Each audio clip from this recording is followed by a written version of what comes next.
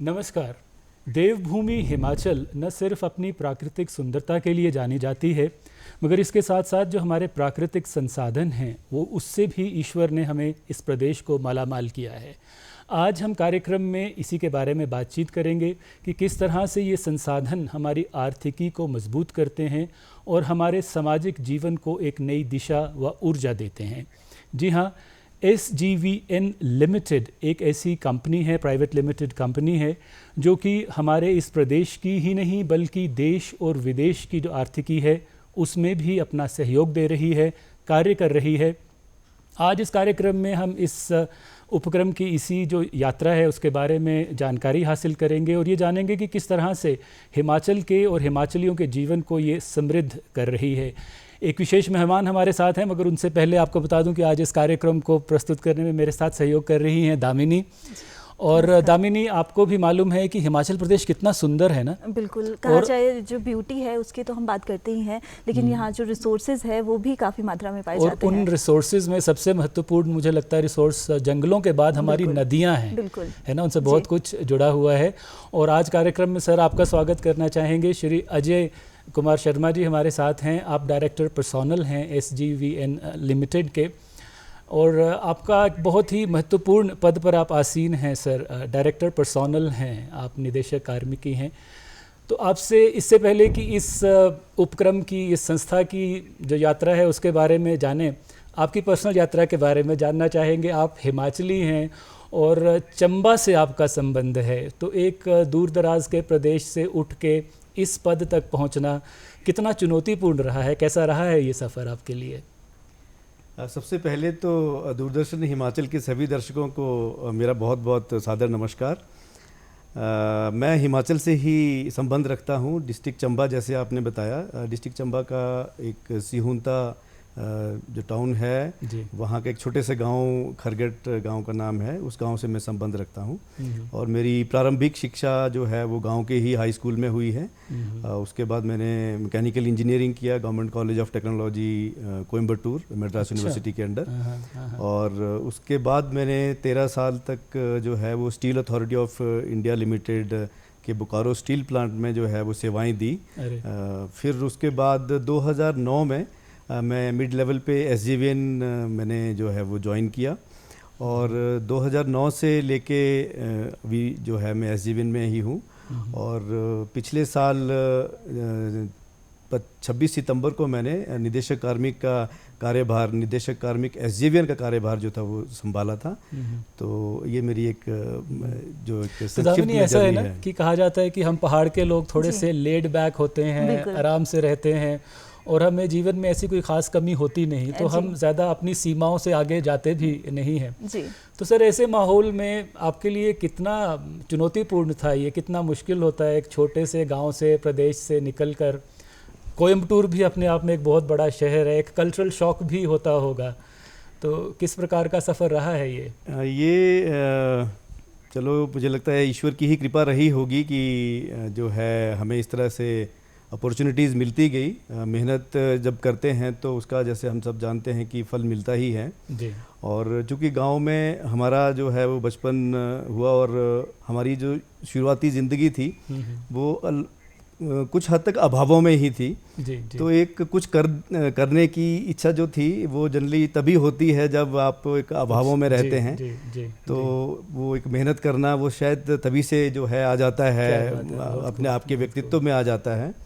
तो चूँकि एक छोटे से गांव में कोई एक्सपोजर नहीं था, जैसे आपने ठीक पॉइंट आउट किया कि गांव से निकल के सीधे एक बड़े से, वाला भी नहीं है, सीधे एक बड़े से शहर में, तो हमने तो ट्रेन भी पहली बार जो है वो 1992 में जब कॉलेज जाना था तो ट्रेन की टिकट किसी ने बताया कि ऐसे होती है, और सो ट्रेन में कैसे डिब्बों में जाना है, बोगी क्या होती है। पर चलो, वो उतना भगवान ने वो दिया था, आई थिंक इंटेलेक्ट दिया था कि हम चीज़ों को जल्दी समझ गए, और इस तरह से जो है वो जर्नी की शुरुआत हुई। और फिर चूँकि आप मेहनत करते हैं तो उसके फल निश्चित रूप से मिलते ही हैं, चाहे वो आपके विद्यार्थी जीवन में या बाद में आपके जो सर्विस लाइफ में भी। अगर आप अपना जो काम है पूरी मेहनत से लगन से करते हैं तो ईश्वर हमेशा उसका जो है वो फल ज़रूर देता है। जी सर, आप बात करना चाहेंगे SGVN के बारे में। ये एक बहुत ही प्रेस्टिजियस इंस्टीट्यूशन है, तो इसकी जो यात्रा रही है इसके उत्थान की और इसकी विकास की, उसे आप किस नज़र से देखते हैं? क्योंकि मुख्यालय मुझे लगता है दामिनी कि we should be proud of, हमें बहुत गौरवान्वित महसूस करना चाहिए कि शिमला में आपका मुख्यालय है और जो कंपनी है वो तो अब देश से बाहर विदेशों में भी अपनी पैर जो है वो पसार रही है। तो इस यात्रा को किस नज़र से देखते हैं आप? SGVN जो है वो भारत सरकार और हिमाचल प्रदेश सरकार का एक संयुक्त उपक्रम है, जॉइंट वेंचर कंपनी है। जो हमारा स्वामित्व है वो तो भारत सरकार के पास है, 55% जो शेयर होल्डिंग है वो भारत सरकार की है। और हम लोगों की जो SGVN में जर्नी हिमाचल से ही शुरू हुई। हिमाचल में सतलुज नदी से हमारी जो है वो यात्रा शुरू हुई। और सबसे पहला प्रोजेक्ट जो वो आज तक देश का भूमिगत जो अंडरग्राउंड पावर हाउस जो लार्जेस्ट प्रोजेक्ट है आज तक 1500 megawatt Nathpa Jhakri hydro power station ही है। और वही हमारी जो है वो जर्नी शुरू हुई वहाँ से। 1988 में ये कंपनी बनी थी और 1988 के बाद जब इस प्रोजेक्ट पे काम शुरू हुआ, शुरू में हमें लोग, इवन अभी भी बहुत सारे लोग हमें NJPC ही बुलाते हैं, नाथपा झाकड़ी पावर कॉरपोरेशन। अच्छा, क्योंकि एक ही प्रोजेक्ट के बनाने के लिए कंपनी बनी थी, तो NJPC के नाम से ही प्रसिद्ध रही ये कंपनी शुरू में। और 2003 में इसका जो है कंस्ट्रक्शन कंप्लीट हो गई और 2003 और 4 में इसकी ऑपरेशन जो है शुरू हो गए। उसके बाद हमने जब एक प्रोजेक्ट बना लिया तो फिर हिमाचल सरकार ने देखा कि इनमें कैपेबिलिटी है और भारत सरकार ने भी जो है हमारे रिजल्ट देख लिए कि ये कर सकते हैं, तो हमें फिर MOU रूट से बाकी के प्रोजेक्ट अलॉट किए हिमाचल प्रदेश सरकार ने। सतलुज रिवर पे ही, सतलुज नदी में ही झाकड़ी के नीचे रामपुर में हमें दूसरा जो 412 मेगावाट का हमारा प्रोजेक्ट है वो हमें अलॉट हुआ 2008 में। फिर तब से हमने वो 2008 में बनाना शुरू किया उसको, तो 2014 में उसको भी हमने कंप्लीट कर दिया। क्या बात है। उसके साथ फिर पैरेलली हमारी ग्रोथ जो है वो बहुत ज़्यादा दूसरी स्टेट्स में भी शुरू हो गई। जैसे उत्तराखंड में हमने परियोजना लगाई है। नेटवार मोरी हाइड्रो पावर स्टेशन हमारी परियोजना बनी हुई है, चल रही है 60 मेगावाट की। और उसके अलावा एक देवसरी हाइड्रो इलेक्ट्रिक प्रोजेक्ट है, वहाँ भी हम कार्य कर रहे हैं। हालांकि अभी हम वहाँ पे कंस्ट्रक्शन शुरू नहीं हो पाई है, पर वो भी एक हमारे पास परियोजना है उत्तराखंड में। तो हिमाचल के बाद उत्तराखंड, फिर साथ ही साथ हमने नेपाल में भी एक प्रोजेक्ट जो है वो इंटरनेशनल कॉम्पिटिटिव बिडिंग के माध्यम से जो है हमने प्रोजेक्ट जीता और उसको भी वो लगभग बनने की कगार पे है, 2 साल में बन जाएगा वो प्रोजेक्ट। और इसके साथ साथ क्या हुआ कि बीच में ऊर्जा के क्षेत्र में बहुत सारे चेंजेस आए, वर्ल्ड ओवर चेंजेस आए, पूरी दुनिया में चेंजेस आए। बात ये होने लगी कि जो फॉसिल बेस्ड वो था, थर्मल पावर प्लांट्स जो गैस पावर प्लांट्स थे, उनसे निकल के आपको हरित ऊर्जा में जाना है, ग्रीन एनर्जी में जाना है। तो सोलर पावर का और विंड पावर का, और हम तो पहले ही ग्रीन एनर्जी में थे क्योंकि हाइड्रो तो एक बहुत ही सबसे एक हरित ऊर्जा का संसाधन है। तो हम लोगों ने पैरेलली जो है वो ग्रीन एनर्जी में, जिसमें सौर ऊर्जा और पवन ऊर्जा, wind energy and solar energy में साथ ही साथ हमने कुछ प्रोजेक्ट शुरू कर दिया। और आज देश के 13 राज्यों में जो है वो हम विद्यमान हैं। कहीं हम लोग थर्मल, हमारे पास एक थर्मल प्रोजेक्ट भी है। हालांकि थर्मल प्रोजेक्ट जो है आज की डेट में जब हम हरित ऊर्जा की बात करते हैं तो वो इनकरेज नहीं किया जाता है। पर होता क्या है कि जो हमारी ग्रिड की रिक्वायरमेंट है, जो बेस लोड जो चाहिए होता है, जो मेन लोड चाहिए होता है, उसके लिए हाइड्रो और थर्मल का रहना ज़रूरी है। और ये सप्लीमेंट करते हैं जितने भी आपके सौर ऊर्जा है, पवन ऊर्जा है या दूसरे जो हरित ऊर्जा के वो हैं। तो हम लोग हिमाचल के अलावा 12 और राज्यों में हैं देश में, और जो पड़ोसी देश नेपाल में भी हम कार्य कर रहे हैं। यानी कि एक जो नवरत्न कंपनियां जिन्हें हम गिनते हैं उनमें एक ये कंपनी बिल्कुल हम नवरत्न कंपनी है। भारत सरकार ने हमें पिछले ही साल जो है वो नवरत्न कंपनी का दर्जा दिया है। तो एक जो जी। शुरुआत हुई थी हाइड्रो इलेक्ट्रिक प्रोजेक्ट से, अब आप ऊर्जा के सभी क्षेत्रों में लगभग कार्यरत हैं। सभी क्षेत्रों में है, बस न्यूक्लियर में नहीं है क्योंकि न्यूक्लियर जो है वो एक बड़ा जी, एक जी। प्रोटेक्टिव वो है जो सबको नहीं जी। अलाउड नहीं है करना, जी। बाकी सभी क्षेत्रों में है हम। तो हाल ही में आपकी बहुत एक इम्पॉर्टेंट अचीवमेंट रही है, एक आपने लक्ष्य हासिल किया है बिहार में। आपकी उस उपलब्धि के बारे में जानना चाहेंगे, वो क्या प्रोजेक्ट रहा और किस तरह से आपने अपने लक्ष्य को हासिल किया? बिहार में जैसे मैंने जिक्र किया कि हमारी एक ही परियोजना थर्मल जो हम कर रहे हैं वो बिहार में ही है। ये 2013 में हमें अलॉट की थी बिहार सरकार ने। तो उसके बाद इसमें काम शुरू हुआ हमारा लगभग 2017 के बाद इसमें काम शुरू हुआ। और ये परियोजना 2 यूनिट हैं इसमें, 660 मेगावाट के 2 यूनिट, मतलब ये 1320 मेगावाट की परियोजना जो है लगानी है हमें। इसमें अभी 660 मेगावाट हमने तीन दिन पहले ही इसका जो है वो कमर्शियल ऑपरेशन जो है वो अचीव किया है, शुरू कर दिया। तो हाँ, तो हमारे जो पोर्टफोलियो में आप ये मान सकते हैं कि अब हम लगभग 4000 मेगावाट की कंपनी बन चुके हैं, 3856 मेगावाट टू बी प्रिसाइज। तो ये 660 मेगावाट अभी हमने जो है वो शुरुआत की है इसकी, और इसमें भारत के माननीय प्रधानमंत्री ने इसको जो है वो इसका जो इनॉग्रेशन की थी वो माननीय मोदी जी ने ही की थी। तो दामिनी, मुझे लगता है दूरदर्शन हिमाचल की तरफ से हमें इन्हें बधाई देनी चाहिए क्योंकि हिमाचल का नाम इन्होंने इतना रोशन किया है और वाकई रोशनी से आप लोग जुड़े हैं। बहुत बहुत धन्यवाद जी। तो अच्छा सर, आपसे ये जानना चाहेंगे कि आप HR देख रहे हैं, पर्सनल कार्मिक, तो मानव संसाधन जो है उसका कितना महत्व रहता है इस प्रकार की उपलब्धियों में? जैसे कि हम सब जानते हैं कि मुझे लगता है आपके पास पूंजी हो सकती है, आपके पास मशीनें हो सकती हैं, आपके पास टेक्नोलॉजी हो सकती है, आप खरीद सकते हैं हर चीज़, जी। पर जो मानव संसाधन है वो सबसे जो है इम्पॉर्टेंट चीज़ है, उसी ने सब चीज़ों को चलाना है, बनाना है। अगर आपके पास एक मोटिवेटेड वर्कफोर्स नहीं होगी, एक टैलेंटेड वर्कफोर्स नहीं होगी, स्किल्ड वर्कफोर्स नहीं होगी, तो आप उस टेक्नोलॉजी से, उस पैसे से, उस मशीनों से कुछ नहीं कर सकते। तो सबसे अगर कोई इम्पॉर्टेंट चीज़ है किसी भी संस्था की, चाहे वो आपकी संस्था हो या कमर्शियल ऑर्गेनाइजेशंस SJVN की जैसी हो, मुझे लगता है ह्यूमन रिसोर्स से जो इम्पॉर्टेंट कोई चीज़ नहीं है। और ह्यूमन रिसोर्स को डेवलप करने के लिए, उनकी स्किलिंग अपस्किलिंग करने के लिए हम लोग आए दिन कोई ना कोई ट्रेनिंग के कार्यक्रम, या मान लीजिए कोई इंटरनेशनल विजिट्स, इंटरनेशनल एक्सपोजर्स, या कहीं उनको कोई ऐसी कोई एजुकेशन, हायर एजुकेशन ग्रहण करने के लिए प्रोत्साहित करते रहते हैं। हमारी पॉलिसीज़ हैं इसके लिए SJVN की, और ह्यूमन रिसोर्स ही एक ऐसा रिसोर्स है जिस पे हम सबसे ज़्यादा फोकस हमारा रहता है, और किसी भी ऑर्गेनाइजेशन का रहना चाहिए। तो दामिनी, एक युवा होने के नाते मुझे लगता है आपके दिमाग में ये प्रश्न होगा कि युवाओं के लिए क्या अपॉर्चुनिटीज़ है। तो क्या जो हिमाचल के नवयुवक नवयुवतियाँ हैं उनको आप कोई खास प्रेफरेंस देते हैं, कुछ उनके लिए खास प्रावधान रखे हैं? क्योंकि हम भारत सरकार की कंपनी है, तो जो रिक्रूटमेंट्स हैं, जो भर्तियां हैं, उसमें हमें भारत सरकार के ही नियम कानून का पालन करना होता है। अब हम लोगों के यहाँ जो भर्तियां हैं वो 3 स्तरों पर होती हैं जी सर। जैसे एक होता है जो वर्कमैन लेवल पे है, जिसमें मान लीजिए आपका कोई इलेक्ट्रीशियंस हो गए, या कोई फिटर्स हो गए, या कोई आपके पास दूसरे तरह के टेक्नीशियंस हो गए, वेल्डर्स हो गए, तो उस तरह के जो कार्य करते हैं वर्कमैन लेवल हो गया जी। फिर हमारा एक सुपरवाइजरी लेवल आता है जिसमें जूनियर इंजीनियर, जूनियर ऑफिसर्स, ये सब लोग आते हैं। और उसके ऊपर जो तीसरा स्तर है वो है एग्जीक्यूटिव्स का, ऑफिसर्स का, इंजीनियर्स, MBAs, फाइनेंस, HR के ये लोग आते हैं। इसमें जो पहला स्तर है वर्कमैन लेवल का, वो तो राज्य स्तर पर ही भर्ती होती है, मतलब उसमें हिमाचल के ही लोग जो हैं वो एलिजिबल होते हैं अप्लाई करने के लिए जी।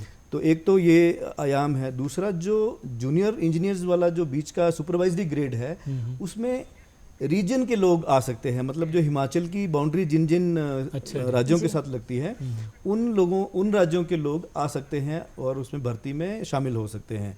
जो तो एग्जीक्यूटिव लेवल है उसमें ऑल इंडिया लेवल पे ही हमें भर्तियां करनी होती हैं। और हम लोगों का प्रेफरेंस इस तरह से ये रहता है कि हमारे जो प्रोजेक्ट अफेक्टेड एरिया हैं, जहां हमने प्रोजेक्ट लगाए हैं, लोगों को उनकी ज़मीनें भी ली हैं, उनको वहाँ से कई बार बेघर भी करना किया होता है, तो हम उनके लिए प्रेफरेंस ज़रूर देते हैं। मान लीजिए हमने 25% सीटें वर्कमैन लेवल पे ऐसी रखते हैं कि जो कोई ऐसा टाई हो जाता है दो इंडिविजुअल्स में सेम उसमें, तो प्रोजेक्ट अफेक्टेड को जो है वो प्रेफरेंस दिया जाएगा। मतलब एक अलग श्रेणी है उस तरह से हाँ प्रेफरेंसेस हम दे सकते हैं, क्योंकि वो एक भारत सरकार का जो नियम कानून उसी में रह के हम जितना हो सकता है वो करने की कोशिश करते हैं। तो सर जब आप इतना आधुनिकीकरण जो है उसके लिहाज से काम करते हैं और ऊर्जा के क्षेत्र में इतनी बड़ी बड़ी परियोजनाएं और इतने विस्तृत इलाकों में जाके, तो बहुत चुनौतीपूर्ण रहता होगा। और समय पे काम खत्म करना, जैसा भी आपने बिहार में कहा कि आपने बिल्कुल टाइमली उसको ऑपरेशनल कर दिया, तो ये अपने आप में कितना चुनौतीपूर्ण रहता है? किस तरह से आप इस चुनौती का सामना करते हैं? ये बहुत ही चुनौतीपूर्ण कार्य है। मुझे आपके प्रश्न से लग रहा है कि आपका अनुभव झलक रहा है उससे, क्योंकि ये बहुत चुनौतीपूर्ण कार्य है। जिस दिन हम लोग कहीं परियोजना लगाने जाते हैं उसी दिन वो स्ट्रगल, उसी दिन वो संघर्ष शुरू हो जाता है, क्योंकि किसी की भी ज़मीन को लेना या उनके वहाँ जा कर के कुछ काम करना एक बहुत मुश्किल काम है। हम लोगों को अगर आपको मैं 2-3 एग्जांपल दूं तो बिहार वाली परियोजना में इतनी दिक्कतें आई हैं हमें अलग अलग समय पर कि कुल मिलाकर के वहाँ पे मतलब अनफॉर्चुनेटली 5 मर्डर तक हुए हैं। कोई लैंड के इश्यूज़ को लेकर के, कोई दूसरी सप्लाईज़ के इश्यूज़ को लेके, कोई वहाँ पे जो आप किस तरह से लोगों को रख रहे हैं, तो तरह तरह के असामाजिक तत्व भी जो हैं वो साथ ही साथ पैदा हो जाते हैं। तो इस लेवल तक भी चीज़ें जाती हैं।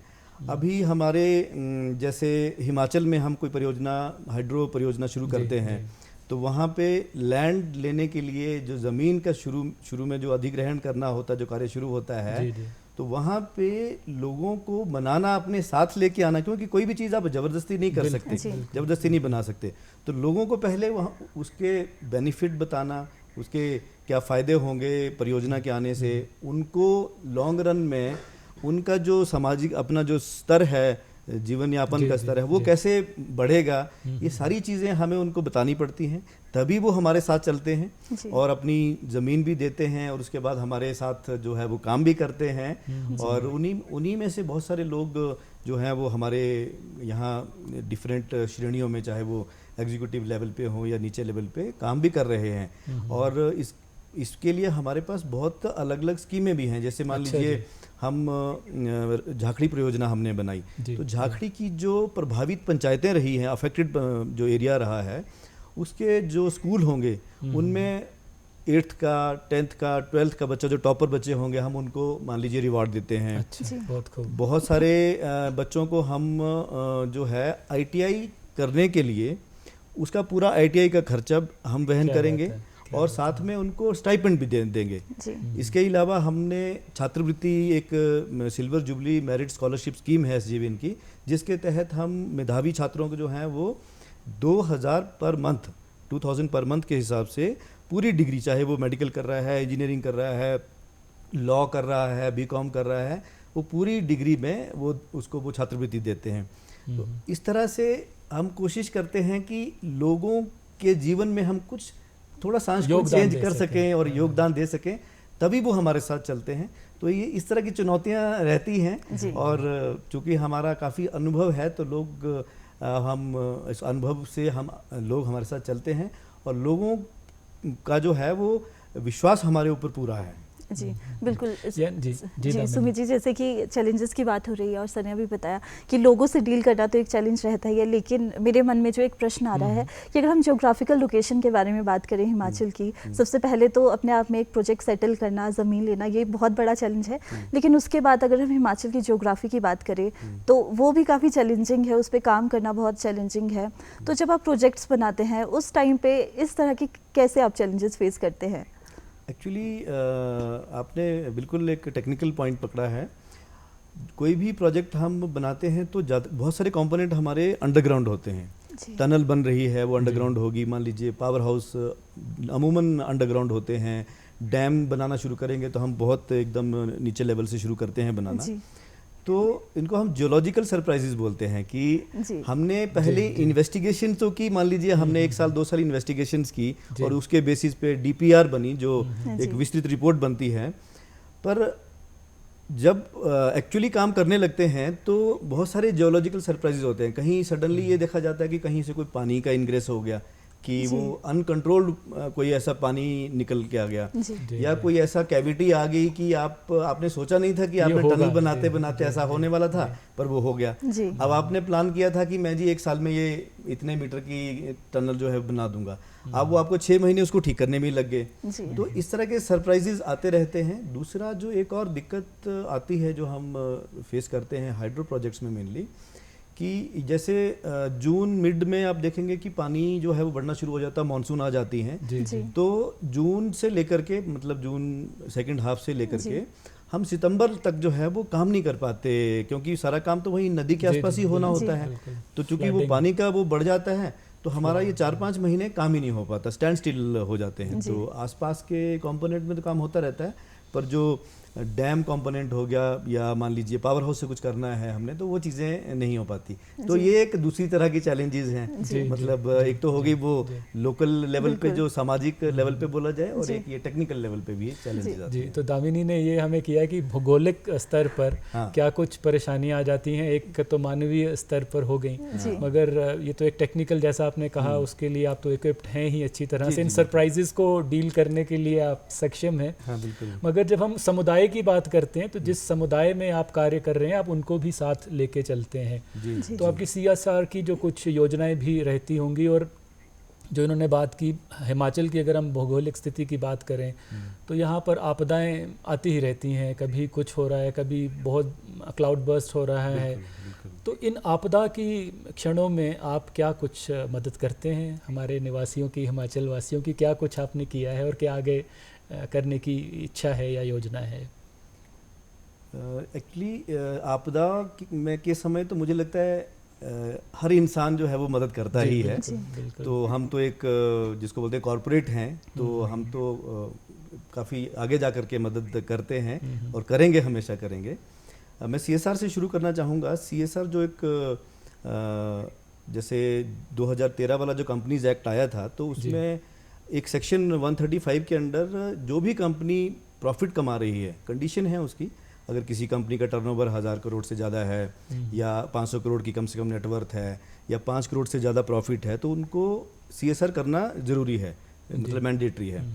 तो हम लोग CSR का जो SJVN का जो बजट रहता है, और मैं ये बताऊं कि तब से लेकर के हमने लगभग 500 करोड़ रुपया CSR के तहत खर्च किए हैं। 500 करोड़ रुपया अलग अलग स्टेटों में, और उसमें मेजर जो पार्ट रहा है वो हिमाचल में ही रहा है। इसलिए क्योंकि अभी 4-5 साल पहले तक हमारे पास जो मेन जो परियोजनाएं थी, बड़ी परियोजनाएं, वो हिमाचल में ही थी। तो ज़्यादातर खर्चा हमने हिमाचल में ही किया। CSR में अब जैसे हम एक लूरी परियोजना बना रहे हैं सतलुज में ही, रामपुर के जस्ट नीचे। तो वहाँ पे हमने 2 पानी की स्कीमें, एक इरिगेशन की स्कीम है और एक ड्रिंकिंग वाटर की स्कीम है। एक ये नीरथ गांव पंचायत के लिए और एक नीथर के लिए है, कुल्लू में और शिमला में। तो ये इन दोनों स्कीमों के लिए 22 करोड़ रुपया हमने जो है वो लगाया है। और ये जो है, लोगों ने जब हमें ज़मीन दी थी तो लोगों का एक ये वो था कि जी आप यहाँ आ रहे हैं तो हमारी ये 2 मांगे हैं, जो बड़ी मांगे हैं, कि आपने हमें ये करके देना है, और वो हमने किया। तो एक स्कीम तो बनके तैयार है, दूसरी भी लगभग मेरे ख्याल से कोई आखिरी चरण में है। तो इस तरह से सामाजिक जो दायित्व है हमारा, ये हम करते रहते हैं। आपदा के समय में अभी जैसे जो समेज वाली आपदा हुई, उससे पहले भी हम देख रहे हैं 2-3 सालों से काफ़ी आपदाएं आ रही हैं, इस वैली पे चली रही हैं। तो उसमें मान लीजिए जो डिस्ट्रिक्ट एडमिनिस्ट्रेशन, उनके साथ जितना वर्कफोर्स जाता है, उनका रहना खाना वो तो हमारे यहाँ करते ही हैं, वो तो कोई बात ही नहीं, हम उसको गिनती में नहीं गिन लेते। और उसके अलावा मान लीजिए हमें मशीनें लगानी हैं, कोई जैसे JCB, एक्सकेवेटर्स, ये सब लगाते हैं, वो हम लगाते हैं। वहाँ पे कोई लाइट्स प्रोवाइड करनी है, लंगर लगाने हैं, कोई एम्बुलेंस की सेवाएं देनी हैं। तो इस तरह की जो भी प्रशासन हमसे मांग करता है, वो हम तुरंत विदाउट एनी डिले हम उसको तुरंत पहुंचाते हैं। अभी करसोग में हमारा कोई 15 दिन जो है वो, क्योंकि वहाँ पे जब सब कुछ सेटल भी हो गया था तो मक जो है मलबा वगैरह निकालने में बहुत समय लग गया, तो एडमिनिस्ट्रेशन ने हमसे इस तरह की बताया कि इतनी मशीन ये भेज दीजिए, ये करिए, तो हमने वो सब किया। और इसके अलावा हमारे जो कर्मचारी हैं, जो एम्प्लॉयज़ हैं, वो आपदा के समय में अपना जो है वो जैसे वेतन, एक दिन का वेतन जो है वो हर बार हमारे एम्प्लॉयज़ ने मुख्यमंत्री राहत कोष में दिया है SJVN की कंट्रीब्यूशन के अलावा। तो हमारे ये चीज़ें जो हैं वो हमारे एकदम जिसको बोलते हैं ना DNA में हैं, और हमारे SJVN के हर एम्प्लॉय के DNA में है। बहुत अच्छा सर, बहुत आपका पर्सनल सफ़र और इस उपक्रम का, इस कंपनी का ग्रोथ का जो सफ़र है बहुत ही इंस्पायरिंग है, प्रेरणादायक है। मगर अब आपसे ये जानना चाहेंगे चलते चलते कि आगे के लिए क्या योजनाएं हैं, क्या कुछ लक्ष्य आपके सामने हैं जिनको आप लॉन्ग टर्म में अचीव करना चाहते हैं या शॉर्ट टर्म में अचीव करने की पूरी योजना है, उनके बारे में जानना चाहेंगे। SJVN हम तो लक्ष्य तो हमारा बहुत बड़ा है। हम चाहते हैं कि हम 2040 तक जो है 50,000 मेगावाट की कंपनी बने। अभी हम 50,000 मेगावाट, मतलब अभी 4,000 तो हमने कमीशन कर लिया है। उसके अलावा 4,500 मेगावाट जो है वो अंडर कंस्ट्रक्शन है। वो चाहे सोलर में है, चाहे विंड में है या हाइड्रो में है, 4,500 मेगावाट अंडर कंस्ट्रक्शन है। और उतना ही लगभग 16,500 मेगावाट जो है वो हमारा इन्वेस्टिगेशन या MOU हो रहे हैं, उस स्टेज में है। तो ग्रोथ तो हम बहुत दूर की सोचते हैं कि करना चाहते हैं हम एक, पर सबसे ज़रूरी है एक कमर्शियली ग्रो करना। ठीक है, अच्छी बात है किसी भी ऑर्गेनाइजेशन के सर्वाइव करने के लिए, पर साथ ही साथ हम चाहते हैं कि हम जो भी करें वो पर्यावरण को ध्यान में रखते हुए, पर्यावरण को एक जो संरक्षण जो पर्यावरण का है वो हमेशा होना चाहिए। तो हम लोगों ने जैसे मैसिव ड्राइव्स करते हैं पेड़ लगाने की, और साथ में ग्रीन एनर्जी पे हमारा फोकस ज़्यादा है। प्रधानमंत्री जी ने भी कुछ लक्ष्य आपके सामने रखे हैं। बिल्कुल बिल्कुल बिल्कुल जी। जैसे भारत जो सरकार ने जो लक्ष्य दिए हैं वो 2030 में हमें, हमारे देश को 900 गीगावाट पावर जो है वो उसकी ज़रूरत होगी। 900 गीगावाट पावर इंस्टॉल्ड कैपेसिटी होगी। उसमें से प्रधानमंत्री ने ये लक्ष्य लिए हैं कि 500 गीगावाट जो है वो आएगा हरित ऊर्जा से, हाइड्रो या सोलर, विंड, इनसे आएगा 500 गीगावाट। तो 500 गीगावाट की जो वो योजना है भारत सरकार की, उसमें हम लोग भी बढ़ चढ़ कर उसमें सहभागी बन रहे हैं, बनेंगे। और हम लोग सौर ऊर्जा और पवन ऊर्जा और हाइड्रो हमारा कोर है, तो हम उसमें पूरा जो है वो करने जा रहे हैं। तो इस तरह से कंपनी की योजनाएं जो हैं वो देश की जो ऊर्जा क्षेत्र की योजनाएं हैं उससे अलाइंड हैं। तो इस तरह के लक्ष्य हमने लेके चले हैं। बहुत अच्छा रहा सर आज आपसे ये बातचीत करना, और दामिनी हमारी जानकारी में बहुत इजाफा हुआ कि किस तरह से यहीं से हिमाचल के एक छोटे से इलाके से इस कंपनी की शुरुआत हुई और अब ये अंतर्राष्ट्रीय क्षितिज पर भी पैर पसार रही है और इसी तरह से आगे बढ़ते रहेगी। बहुत बड़ा लक्ष्य सर आपके सामने है। तो हम यही उम्मीद करना चाहेंगे, यही प्रार्थना करना चाहेंगे कि आप भी अपने करियर में इसी तरह से आगे बढ़ते रहें और इस कंपनी को आगे ले जाएं, ताकि आपके जो गांव का नाम, आपके चुराह का और चंबा का नाम और पूरे हिमाचल का नाम विश्व स्तर पर चमके एक सितारे की तरह से। आप हमारे साथ रहे, आपका बहुत बहुत धन्यवाद सर। बहुत बहुत धन्यवाद जी। सभी दर्शकों का बहुत बहुत धन्यवाद। Thank you very much. तो इसी के साथ इस स्पेशल कार्यक्रम को, इस विशेष कार्यक्रम को यहीं संपन्न करते हैं। इसी तरह के और महान विशिष्ट व्यक्ति जो हैं उनसे आपकी मुलाकात करवाएंगे। फिलहाल आज इस कार्यक्रम में हमें दीजिए इजाज़त। नमस्कार।